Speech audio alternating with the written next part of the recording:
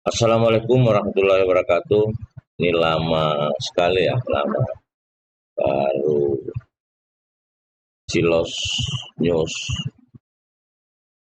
itu membuat konten lagi itu karena suatu hal di samping kesibukan juga ada masalah di YouTube sampai hari ini belum terselesaikan. Oke, nah hari ini kita disuguhkan dengan berita yang tidak ada habisnya.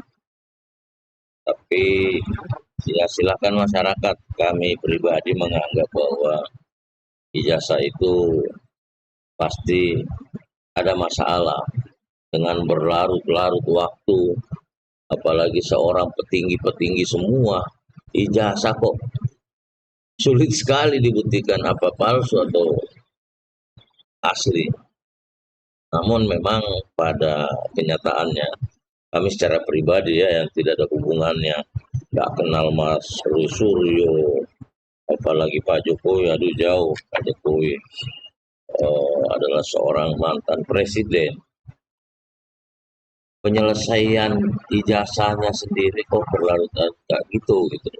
Padahal kita tahu 10 tahun mengurusi negara, loh kok ijazahnya sendiri? Kalau ijazah orang sih ya saya kira eh, ya wajar-wajar saja, ini ijazah sendiri kok tidak bisa dibuktikan dengan simpel apakah asli atau palsu, yang tentunya apa, mengundang kita selaku masyarakat biasa, oh pasti ini ada masalah gitu loh.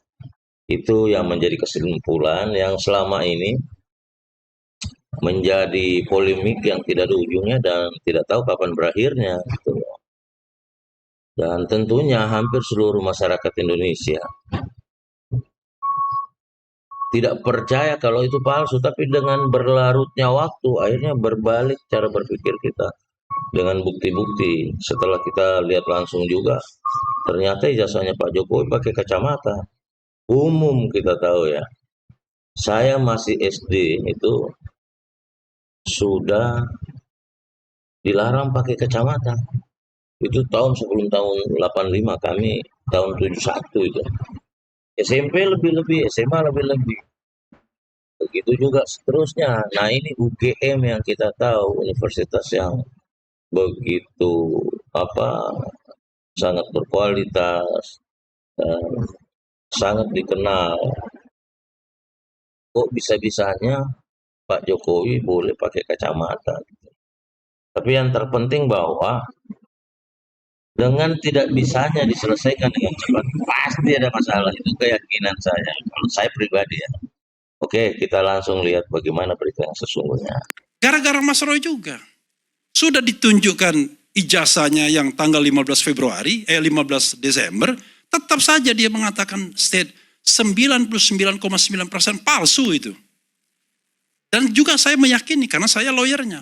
Kalau saya tidak yakin dengan Mas Roy, ya saya mundur sebagai lawyer kan. Nah, kalau ada orang yang punya keyakinan seperti itu dengan ilmu pengetahuan, apa yang akan Anda hadapi?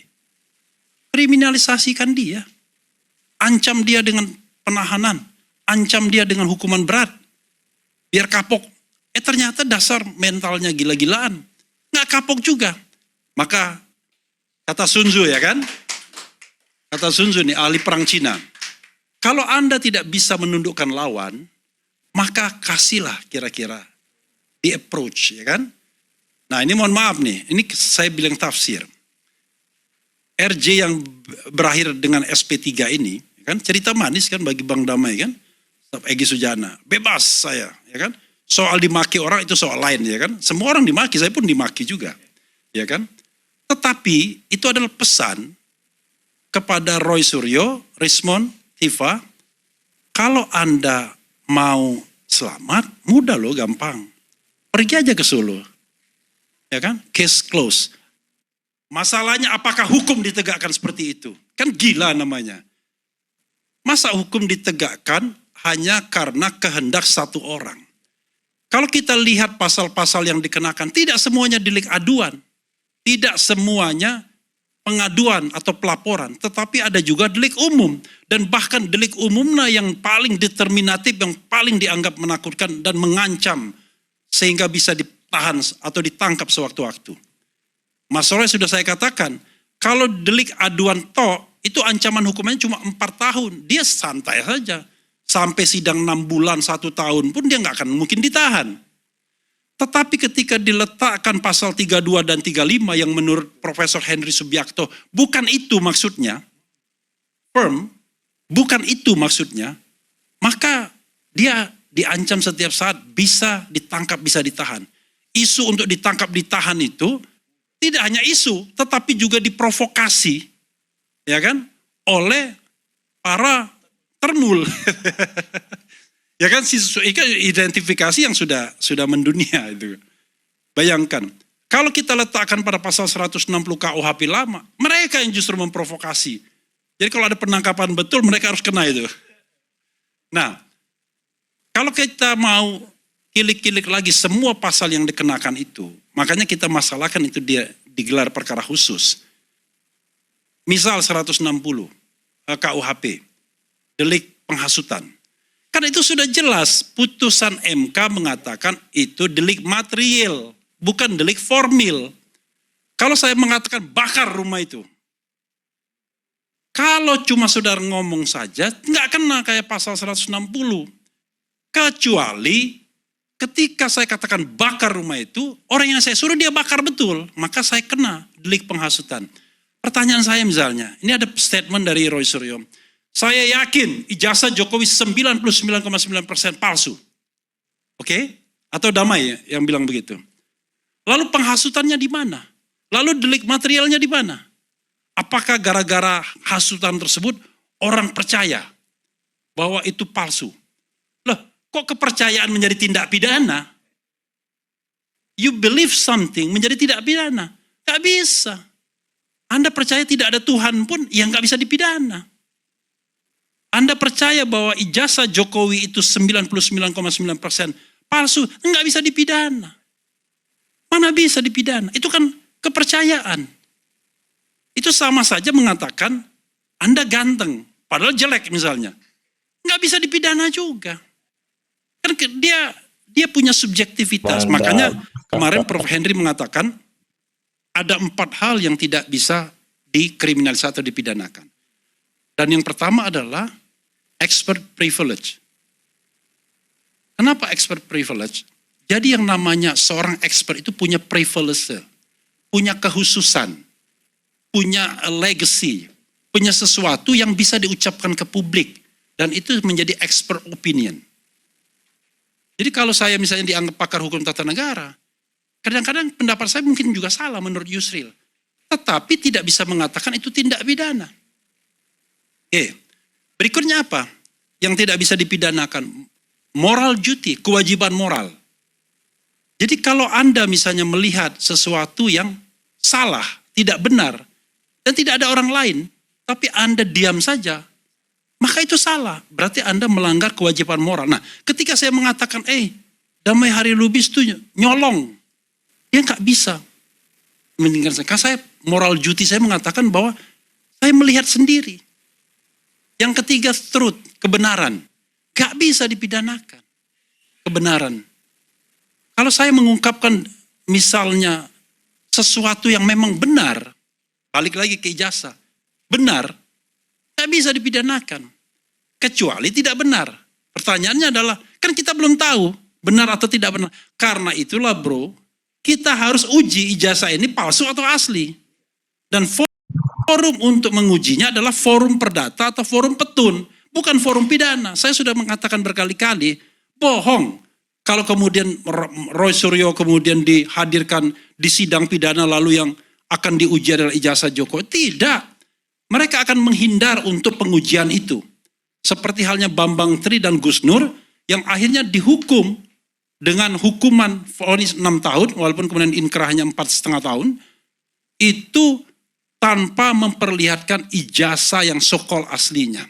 Bayangkan, itu tahun 2022 atau 2023, 2022. Dan sokol ijazah aslinya itu baru diperlihatkan pada tanggal 15 Desember 2025. How come? Maka saya dengan Mas Roy mengatakan, ini kelihatannya baru dibikin. Ya kan? Begitu orang ribut emboss, ya kan? Tambah emboss. Begitu orang ribut watermark, tambah watermark.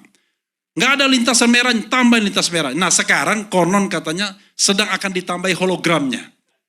Karena ijazah yang terbaru ini ada hologramnya, yang tahun 85 itu. Coba Anda bayangkan, dan kita pakai common sense dalam teori komunikasi yang sederhana, kalau Anda berdebat dan Anda punya senjata yang mematikan kicking, masa Anda keluarkan terakhir? Seperti kartu truf? Enggak, itu permainan. Tetapi kalau dalam berkomunikasi, argumen yang paling kicking itu di depan, mati Anda langsung. Gak bisa lagi ngapa-ngapain, kan begitu. Tapi kalau ijazah aslinya sokol itu ditaruh di belakang, setelah 3 tahun kita ribut dan gak karu-karuan, memang kita sedang mau perang apa?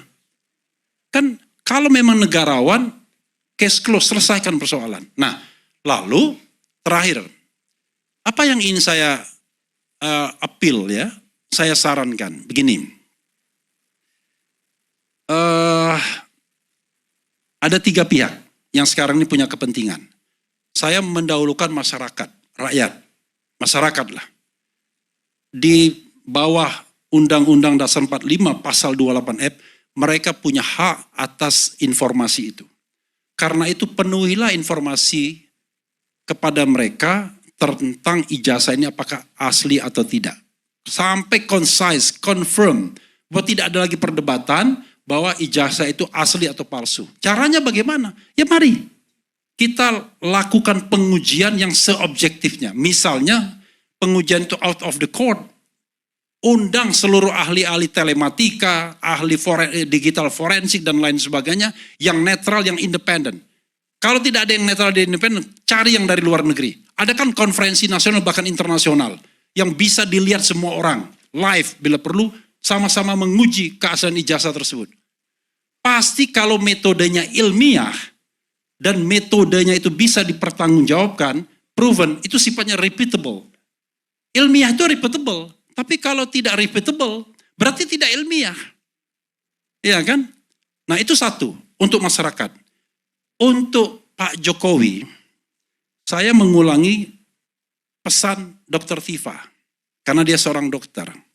Dr. Tifa sudah men-searching, ini mohon maaf ya, 3 negara yang memiliki rumah sakit dengan keunggulan pengobatan autoimun yang luar biasa.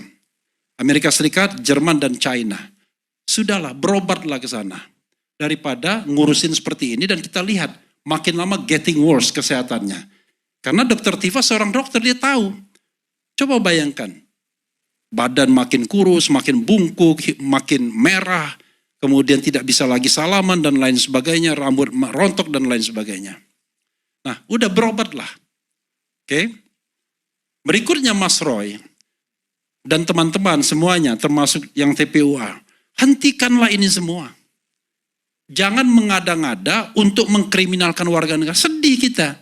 Ketika Bung Karno memerdekakan Indonesia kan nggak gitu cita-citanya.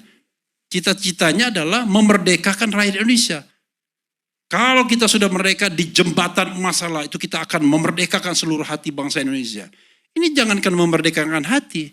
Ngomong ijazah palsu seorang presiden 10 tahun, tiba-tiba mau dipenjarakan 12 tahun. Padahal kita tahu, he was the president. Kalau dia itu hanya rakyat biasa, barangkali dia minta perlindungan sampai merengek. Ini dia presiden dan kita warga negara sudah mempersoalkannya ketika dia jadi presiden, bukan saat ini saja.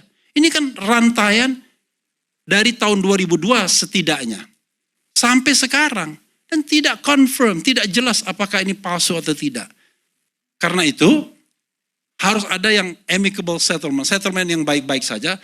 Tetapi tentu kebenaran harus ditegakkan. Misalnya yang salah Pak Jokowi, ya udah, apa konsekuensi hukumnya? Setelah ditegakkan kebenarannya mau diampuni, ya kan? Dikasih gerasi oleh Pak Prabowo, itu soal lain. Tetapi hukum harus ditegakkan, kebenaran harus dinyatakan, kemudian persoalan harus diselesaikan. Itu saja. Wabillahi taufiq wal hidayah. Wassalamualaikum warahmatullahi wabarakatuh.